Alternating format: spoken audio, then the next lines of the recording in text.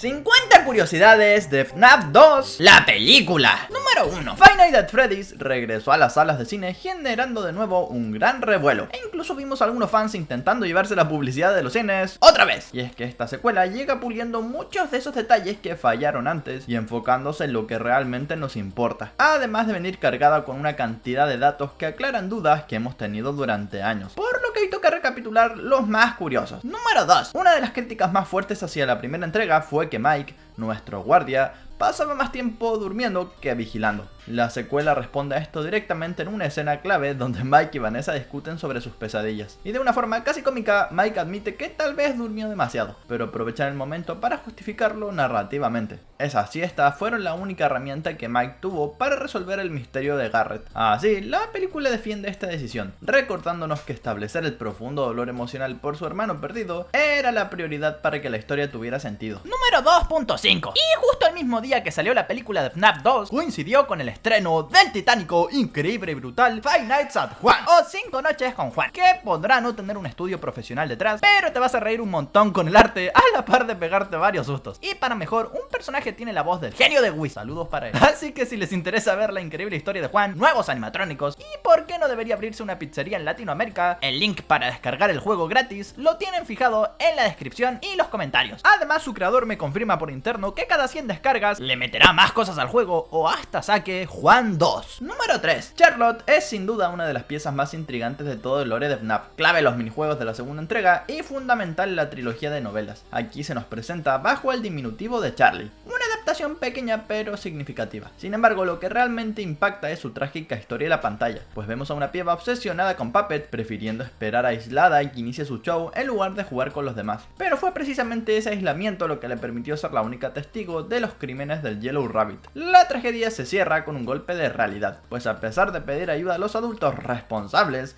fue ignorada y rechazada. Y al final, cuando decide actuar por su cuenta, paga el precio más alto posible. Número 4. Parece que la historia se repite, pero esta vez el golpe fue más duro. Y es que la película debutó con un brutal 20% de aprobación en Rotten Tomatoes y una de 20 en Metacritic, lo que estadísticamente la convierte en una de las películas de terror peor calificadas de todo 2025. Incluso algunas reseñas no han hecho más que empeorar y actualmente los expertos la colocan en un 13%, contrastando con el 88% con el que la califican los fans. Los críticos no le tuvieron piedad, llamándola asombrosamente torpe y acusándola de ser solo una colección de referencias sin sentido. Pero aquí es donde las cosas tienen otro sentido, y es que mientras los medios la destrozan, en cualquier sala de cine podremos ver gente gritando y aplaudiendo. Número 5. El grande de Scott Cawthon volvió a hacerlo. Hace tiempo compartió una lista de supuestos guiones de la película. Solo uno era real y los otros eran descartados. Y ahora que ya salió la peli, podemos confirmar que el correcto era el primero. Ese borrador detalla específicamente el conflicto donde obligan a Vanessa a entregar el código de seguridad para desactivar las medidas de protección de los animatrónicos. Un punto de la trama que fue bastante crucial, mientras que las otras ideas involucraban desde peluches tomando el control, carruseles con Montigator y Roxanne Wolf, hasta conspiraciones gubernamentales absurdas. Número 6. Si algo aprendimos de la primera peli es que los créditos son sagrados, y mientras en la primera cinta escuchamos el primero que sacaron, en esta ocasión suena It's Been So Long, la icónica canción asociada a FNAF 2, que habla de una madre atormentada por perder a su hijo, calzando bastante bien con la trama de la película, además de que el tono se parece mucho al de The Man Behind the Slaughter, haciendo el cierre perfecto que la comunidad merecía. Número 7. Para los veteranos del segundo juego, no hay sonido más estresante que el de la caja musical deteniéndose, pues todos recordamos esa mecánica donde había que mantener la cuerda sonando en todo momento, porque si la música paraba, Puppet no salía a cazar. Pero la película toma ese concepto y lo transforma en algo diferente, pues aquí se nos explica que esta debilidad tiene un origen más trágico, y es que en vida Charlotte solía calmarse y conciliar el sueño únicamente con las cajas musicales que su padre le regalaba, dándole lógica a que esto funcione de forma parecida en la realidad. Número 8. Este es quizá uno de los giros más desgarradores de la película, pues se nos revela que Vanessa y Charlotte fueron mejores amigas. De hecho, el trágico día de la desaparición de Charlotte se estaba celebrando precisamente una fiesta para la hija del hombre morado. Vanessa intentó detener a su amiga para que no se interpusiera en el camino del Yellow Rabbit, pero lamentablemente no pudo evitar su terrible final. Sin embargo, también es bastante fuerte saber que durante todos los años que el local estuvo cerrado, fue Vanessa la que dejó sonando la caja musical de Puppet, con tal de calmar el espíritu atormentado de su mejor amiga. Número 9. Este dato nos tomó por sorpresa a muchos, pero ha sido una locura, y es que si han visto entrevistas recientes, habrán notado que Josh Hutcherson no solo balbucea algunas palabras en español, sino que lo habla con una fluidez impresionante verde e incluso con un marcado acento de España. Y es que, como él mismo ha confesado en entrevistas, incluyendo en charlas relajadas con creadores de contenido como Yujuan, su secreto es el amor. Y es que lleva más de una década en una relación con la actriz española Claudia Traisac, a quien conoció rodando Escobar Paradise Lost. George pasa largas temporadas en Madrid, lo cual explica por qué utiliza expresiones así. Número 10. Y finalmente llegamos a uno de esos misterios que mantienen a Reddit despierto por las noches. Durante la película, escuchamos la voz del sistema Fast Talker, dando instrucciones, y una gran parte del fandom gritó al unísono: ¡Es Scott! Pero ¿por qué esta teoría cobró tanta fuerza? La razón es pura nostalgia, y es que en los juegos originales, el mismo Scott fue la icónica voz del Phone Guy, o el chico del teléfono, quien nos acompañaba cada noche antes de morir trágicamente. Y escuchar una voz con esa cadencia corporativa y tranquila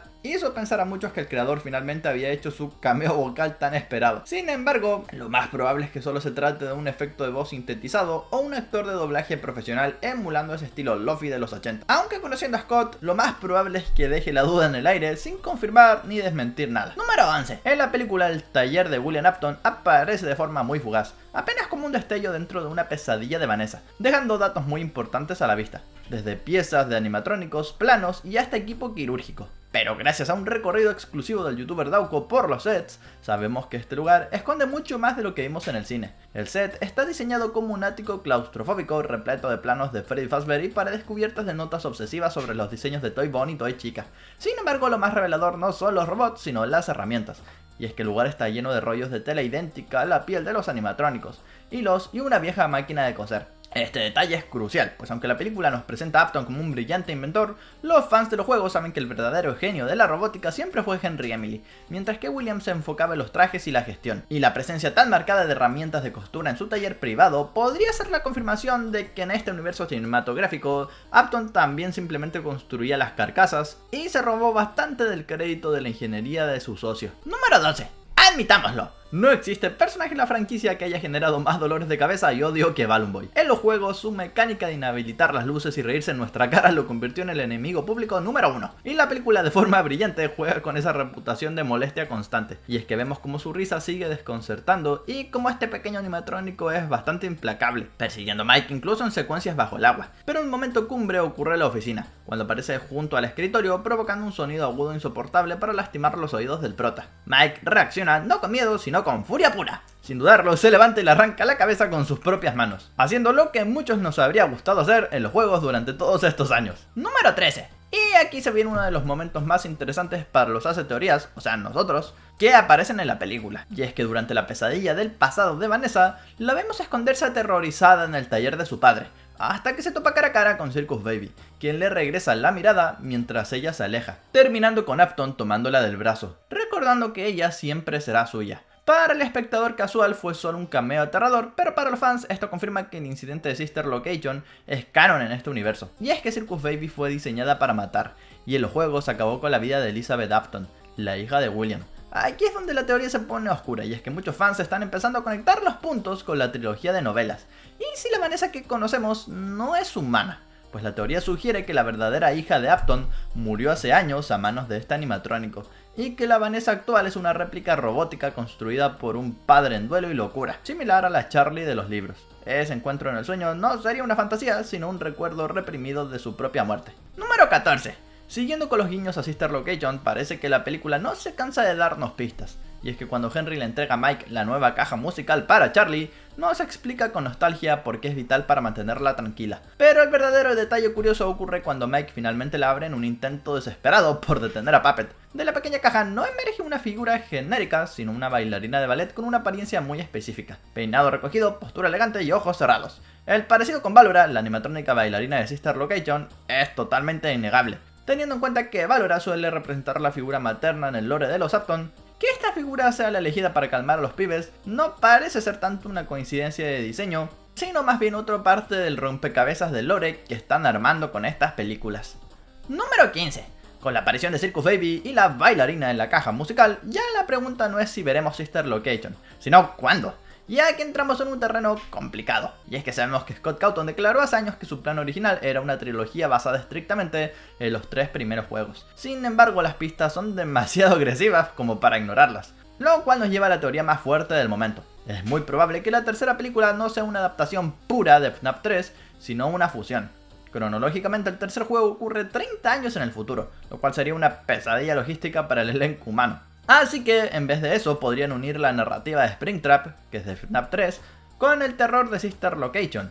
De esta forma podríamos tener el cierre de la trilogía con el enfrentamiento final contra William Afton y la revelación de Elizabeth sin tener que dar un salto temporal que desconecta a la audiencia. Número 16. Uno pensaría que el objetivo principal de una víctima sería su asesino, pero la película nos da un giro psicológico bastante cruel, y es que cuando los animatrónicos escapan del local, Vanessa revela una verdad incómoda. La ira de Charlotte no está dirigida primordialmente hacia el hombre morado, sino hacia los adultos responsables que la ignoraron, permitiendo que el Yellow Rabbit actuara impune.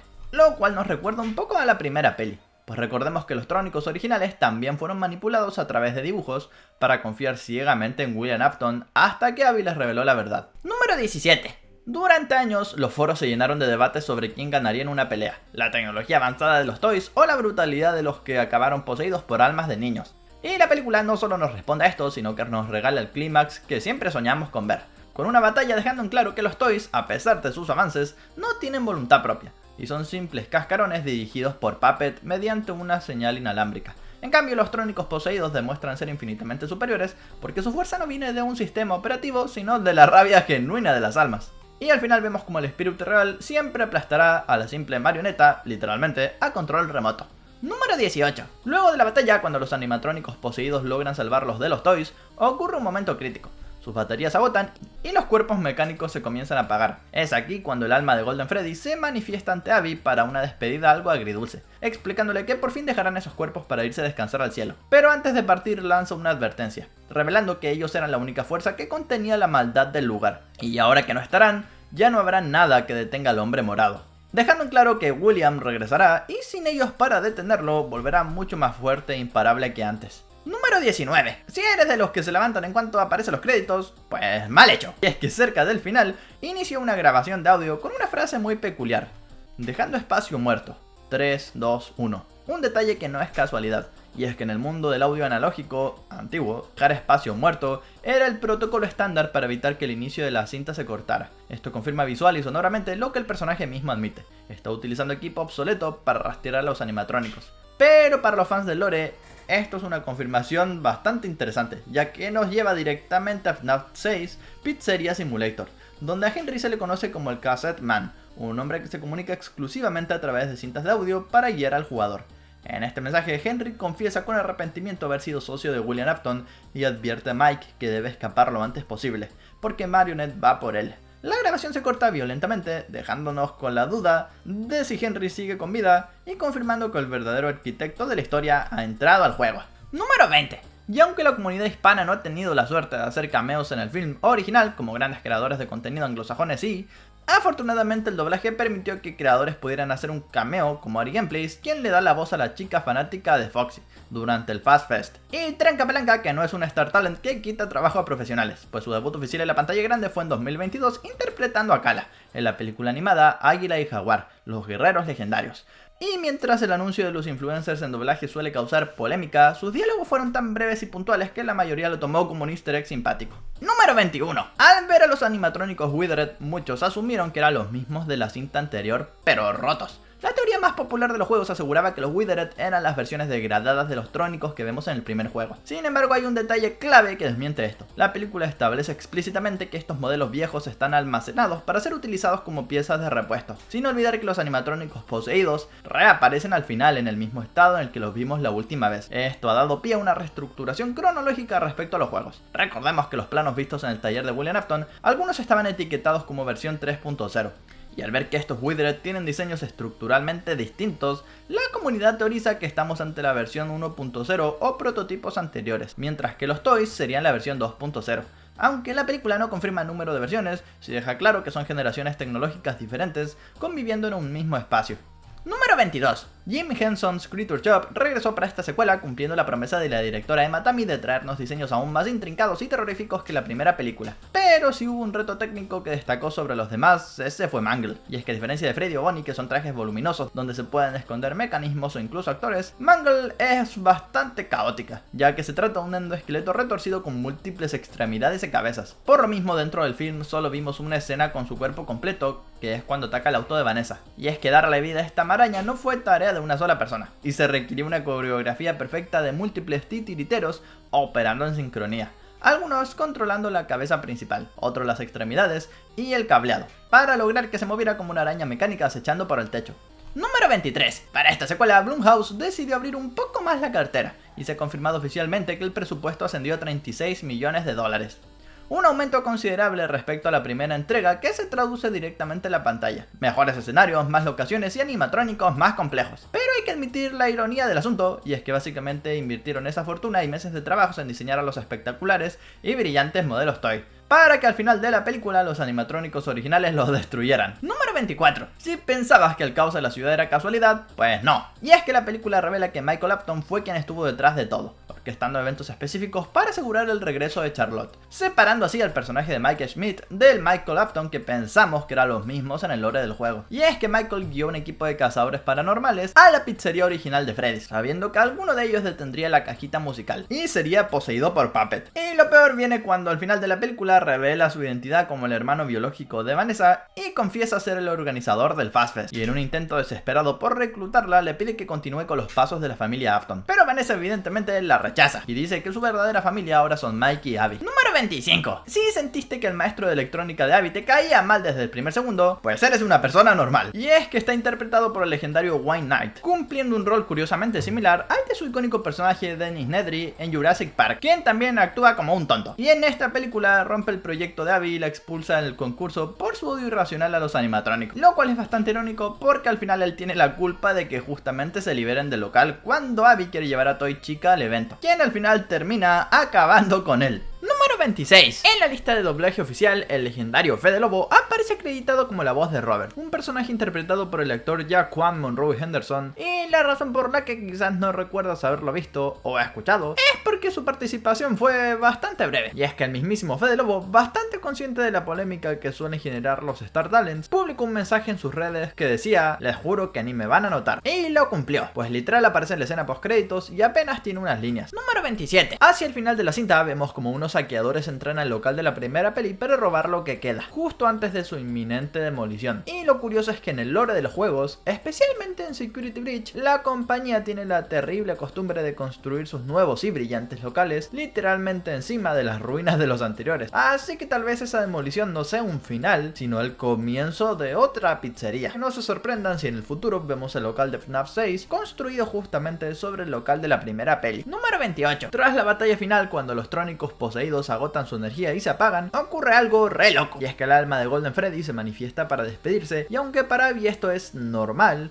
ella siempre tuvo la capacidad de verlos como los niños que realmente son. Así que lo loco es que Mike también logre verlo, y curiosamente hasta Vanessa lo ve, y antes queda claro que también puede ver el alma en pena de Charlie, lo cual narrativamente podría significar que Mike ahora ya superó su trauma, y no solo ve a los animatrónicos como robots de metal. Eso que simplemente el guion necesitaba que Mike viera a Golden Freddy. Número 29. Y hablando de Golden Freddy, su despedida es muy emotiva, prometiendo que al fin sus almas cruzarán el cielo, lo cual concuerda visualmente con el final Lore Keeper de FNAF 6 Pizzeria Simulator, donde vemos las tumbas de las víctimas con sus nombres, simbolizando su descanso final. Sin embargo, los fans veteranos saben que en FNAF el descanso nunca es tan sencillo, y existe una teoría muy fuerte que sugiere que, aunque la mayoría de los niños descansan, el espíritu de Golden Freddy se niega a irse para torturar eternamente a William Afton en la Ultimate Custom Night, creando su propio infierno personal. Así que la pregunta es, ¿realmente se fueron todos a descansar o estamos viendo el inicio de esa venganza eterna? Lo más probable es que sí que se fueron, aunque quién sabe si en FNAF 8, la película, las cosas cambien. Número 30. Si creían que Fede Lobo y Eri serían los únicos que prestarían su voz para esta película, pues no, ya que en la escena post créditos conocemos a Ethan, quien entra a robar lo que queda de Freddy, y la voz detrás de este personaje es de nuestro querido Barca Gamer, quien como tuvo un papel tan fugaz y específico, pues no se ganó nada de hate, sino todo lo contrario. La comunidad quedó bastante emocionada por él. Número 31. Los saqueadores que entraron al viejo local creyeron haberse ganado la lotería al encontrar un animatrónico intacto en la trastienda, que podrían utilizar para su casa embrujada que están montando con los restos originales de la tienda. Sin embargo, no pueden ignorar el pequeñísimo detalle de que huele terriblemente mal. Y es que lo que no sabían es que dentro tiene el cuerpo en descomposición de William Afton. Sin embargo, lo envuelven en plástico como si fuera basura para transportarlo, sellando su propio destino sin saberlo. Y lo peor llega al final, cuando en el último segundo, justo cuando lo dejan solo, vemos que Springtrap se enciende lentamente, brillando con un inconfundible tono morado, siendo la confirmación de que él siempre regresa. Número 32. Mientras la crítica hunde la película, la taquilla pues la hace volar. Y es que según los últimos reportes de Variety, Five Nights at Freddy's 2 no solo fue el número 1, sino que arrasó con la competencia, con unos datos bastante brutales. En su día de estreno, un viernes, la película recaudó 29,8 millones de dólares en 3.412 cines de Norteamérica. Para que se den una idea de la magnitud del éxito, esto supera por mucho las proyecciones iniciales de los expertos, que lo ponían entre 35 y 40 millones para el fin de semana. Así que lo más probable es que ahora terminen aproximadamente 56 o 57 millones de dólares. Y lo irónico aquí es que con estas cifras desplazaron a un gigante de Disney, como lo fue Zootopia 2. Y teniendo en cuenta que la película costó apenas 36 millones, pues recuperaron casi toda la inversión en un solo día. Número 33. Una de las secuencias más inmersivas de la peli es cuando por primera vez la cámara nos pone literal dentro de la cabeza de los Withered y vemos cómo funciona su sistema de reconocimiento facial, escaneando amenazas en tiempo real, siendo un momento de tensión pura donde vemos cómo la famosa máscara de Freddy logra engañar a sus sistemas, validando al prota como uno de ellos. Sin embargo, esto a Withered Foxy le vale madres, y vemos cómo su estado es tan deteriorado que su sistema sufre un glitch o mal funcionamiento constante, una falla que le permite notar que Mike es Mike. Número 34. Cuando faltaba apenas un mes para el estreno, Blumhouse soltó una bomba que nadie vio venir. Megan Fox sería la voz de Toy Chica. Aquí más de uno pensó, incluyéndome, que apenas tendría un cameo para poner su nombre en el póster, pero al final fue todo lo contrario, pues Toy Chica es por mucho el animatrónico con más tiempo en pantalla y que más diálogo tiene, contando con interacciones constantes con Abby y siendo clave para que los trónicos salieran del local. Y nada de esto parece mucha coincidencia que digamos, pues contratar a uno de los sex symbols más grandes de Hollywood para darle voz al personaje que históricamente ha tenido la mitad del fandom enamorado, por no decir otra cosa, suena una estrategia de marketing bastante interesante. Número 35. Mientras gran parte del mundo tenía marcadas sus agendas para el 5 de diciembre, algunos países tuvieron más suerte, pues en Bélgica, Francia e Indonesia la peli salió el 3 de diciembre. Y aunque en México, países de Latinoamérica, la proyección estaba para el 4, hubo accesos limitados y proyecciones tempranas desde el día 3. Y pese a que en Estados Unidos también pasó lo mismo, las funciones fueron mucho más limitadas. Número 36. Si durante la película sentiste una tensión familiar en la banda sonora, pues no estabas alucinando. Y es que había ciertos motivos musicales, especialmente en el uso de cuerdas y la construcción del suspenso, que son increíblemente parecidos al icónico tema principal de la saga Saw. Y pensándolo bien, este guiño sonoro encaja a la perfección. Y es que al final del día, FNAF comparte mucho ADN con la franquicia de Jigsaw, pues ambas tratan sobre un asesino serial ingenieril que utiliza trampas mecánicas, como la cabeza de Freddy que Afton usaba para acabar con los guardias de seguridad. Y utilizar una atmósfera musical similar añade una capa de thriller psicológico que le queda como anillo al dedo a la historia de William Afton. Número 37. Luego de casi 30 años, Matthew Lillard vuelve a actuar junto a su colegón Skeet Ulrich, que para los que no lo sabían formaron parte del dúo original de asesinos Ghostface en la primera peli de Scream, que es básicamente cultura popular, aunque aquí los roles se invierten bastante, pues en este caso Matthew Lillard es el psicópata y Henry toma más bien el rol de pseudo-héroe o quien sufre por haber sido su socio. Número 38. Uno de los cameos más esperados era escuchar a MatPat como Toy Bunny, y para los verdaderos seguidores su gran desempeño no fue sorpresa, ya que sabemos que Matthew tiene formación profesional en actuación y teatro. Lo que sí impactó fue el registro que eligió, pues lejos de usar su voz natural, MatPat optó por un tono agudo y suave, alineándose perfectamente con la estética linda pero inquietante del personaje. Esto hizo que el trabajo de doblaje en Latinoamérica fuera curiosamente fiel, pues la actriz Lupita Leal fue la encargada de darle voz en español, haciendo que en ambos idiomas Toy Bunny suene innegablemente femenino, lo cual puso un poco más de leña al fuego al antiguo debate sobre si el género del conejo azul es femenino o masculino. Número 39. En la oficina de seguridad, en un momento de tensión, Mike nota algo extraño en la oscuridad de la habitación, y es que en el fondo se distinguen unos dientes y ojos blancos brillantes, siendo un cameo de apenas un segundo. En cuanto Mike reacciona y le apunta directamente con su linterna, la figura se desvanece instantáneamente, y los fans veteranos identificaron esto de inmediato como Shadow Bunny, o RWQFSFASXC,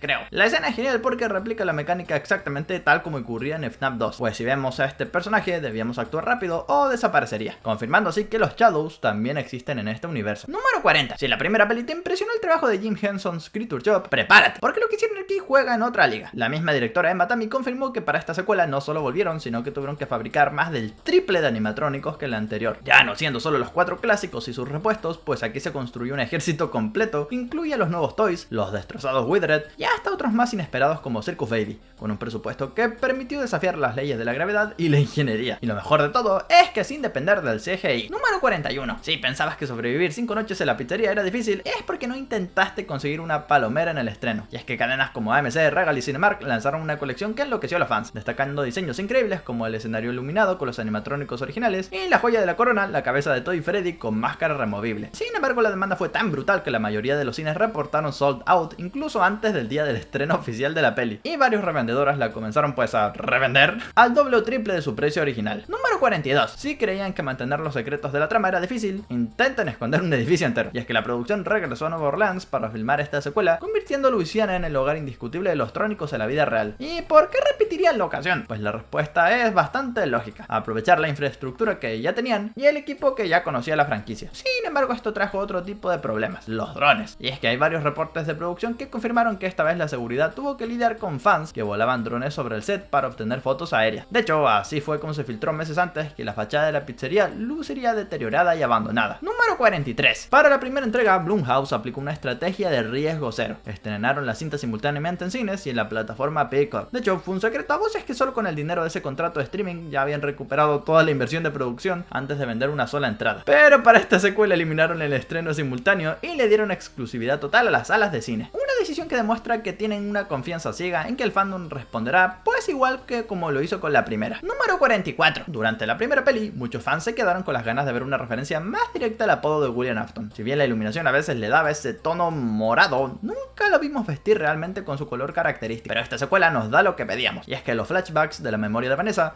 vemos por primera vez a William usando ropa casual de color morado explícito, canonizando así su identidad como el Purple Guy. Número 45. Para los coleccionistas que no se conforman con el streaming, quieren tener la peli en su estantería, ya pueden ir marcando el calendario. Y es que se confirmó que las versiones físicas de la peli llegarán el 3 de junio de 2026. La línea de lanzamiento incluirá los clásicos DVD y Blu-ray, pero la joya de la corona será un Steelbook 4K Ultra HD de edición limitada. Y no será barato, así que preparen la cartera, pues costará hasta $59. Número 46. La escena de los saqueadores no es un robo cualquiera, sino el inicio literal de la trama del tercer juego. Y es que en la película vemos que estos personajes están felices, no solo porque montarán su propia casa embrujada con los restos originales de la tienda de Freddy, sino porque seguro también saben que están haciendo un calco exacto de la premisa de FNAF 3. Y es que en ese juego la historia transcurre en Fazbear Fright, The Horror Attraction, un lugar construido por fanáticos que recuperaron reliquias, lámparas y piezas de los locales antiguos para asustar a la gente. Al llevarse a Springtrap para la colección, la película nos confirma que las piezas ya están colocadas en el tablero, ya tienen la utilería, la atracción de terror y sin saberlo acaban de reclutar a Springtrap, que es el villano principal de lo que seguramente sea la tercera entrega de FNAF, la película. Número 47. En su mensaje final, Henry deja caer un dato técnico que pasó desapercibido para muchos, pero que es la clave de todo, y es que afirma tener la capacidad de rastrear a los trónicos, lo cual no solo forma parte de un guión conveniente, sino que referencia directamente a la tecnología RASC, Remote Animatronic Software Controller, que utiliza en FNAF 6 Pizzeria Simulator. Y es que en ese juego, Henry usa una señal para atraer a todas las abominaciones restantes a un solo lugar con un único propósito: quemarlas y liberar sus almas. Y que la película ya tenga esa tecnología y que esté buscando activamente a las piezas sueltas, nos confirma hacia dónde vamos, pues todo apunta que en el futuro, si las películas de FNAF siguen yendo bien, el desenlace será parecido a los juegos. Número 48. Aunque Vanessa demostró su lealtad al rechazar a su propio hermano, Michael Afton, para salvar a nuestros protas, la película no la trata demasiado bien, pues pasamos de tener un Mike bastante amable a uno que le pide que no los vuelva a buscar y se aleje de ellos para siempre, pues comprende que el legado de William Afton y consecuentemente Vanessa no hace más que destruir a los que se le acercan, siendo la única forma de garantizar que Abby esté a salvo, lo cual de hecho termina siendo una muy buena decisión. Pues número 49. ¿A poco nadie se dio cuenta que la música de fondo se detuvo en la escena final? Y es que estábamos tan concentrados en la ruptura entre Mike y Vanessa que ignoramos la regla de oro de FNAF, y es que la caja musical dejó de sonar. Así que cuando la pobre Vanessa se quedó sola, Puppet se le metió dentro, cerrando la peli con una imagen perturbadora de Vanessa siendo poseída por la marioneta, en un giro de trama bastante inesperado, la verdad, que nos adelanta que FNAF 3 ya no solo será de Springtrap, sino que Vanessa tendrá un rol protagónico, pero esta vez como mala. Número 50. Y qué mejor forma de finalizar que agradeciéndole al fandom. Y es que aunque la crítica destruyó bastante a la película, tal y como hizo con la primera, en las salas de cine cines vimos de todo, desde cosplays increíbles que rivalizaban con los de la peli, hasta grupos enteros de amigos vistiendo de traje formal, tratando el estreno con la elegancia y seriedad que merece un evento histórico como FNAF 2 la película es. Y es que esta secuela deja más claro que nunca que su único público objetivo siempre fuimos nosotros, los fans. Y sin el apoyo masivo de una comunidad que ignora las reseñas negativas y llena las butacas por puro amor a la franquicia, proyectos así serían prácticamente imposibles. Al final la crítica puede odiarla, pero mientras los fans sigan ahí, Freddy Fazbear vivirá por siempre.